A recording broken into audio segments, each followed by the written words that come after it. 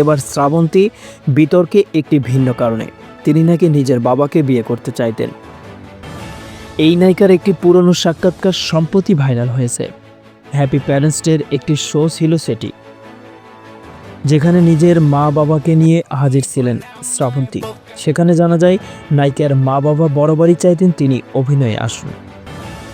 খুব দুষ্টমির কারণেও মার খেতেন। বাবা একটু বেশি রাগী, মেয়ে দোষ করলে কথা বলা বন্ধ করে দেন দুজনেই।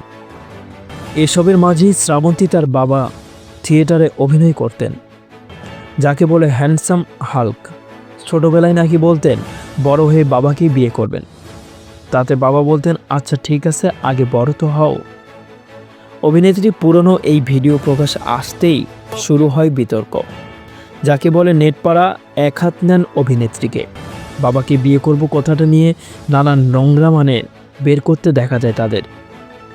যদিও শ্রাবন্তী ভক্তদের মধ্যে ছোটবেলায় এমন কথা অনেকেই বলে, এ নিয়ে জলঘোলার কোনো কিচ্ছু নেই। ব্যক্তিগত জীবনে ইতিমধ্যে তৃতীয় স্বামী রৌশন সিংয়ের থেকে ডিভোর্স চেয়েছেন শ্রাবন্তী। বর্তমানে তিনি সম্পর্কে আছেন ব্যবসায়ী অভিরূপ নাগ চৌধুরীর সঙ্গে। এর আগে রাজীব বিশ্বাস ও কৃষাণ ব্রসকে বিয়ে করেছিলেন অভিনেত্রী। তবে কোনো সম্পর্কই খুব একটা সুখের হয়নি এই টলিউড নায়িকার। সবিজঙ্গনের এ পর্যন্তই।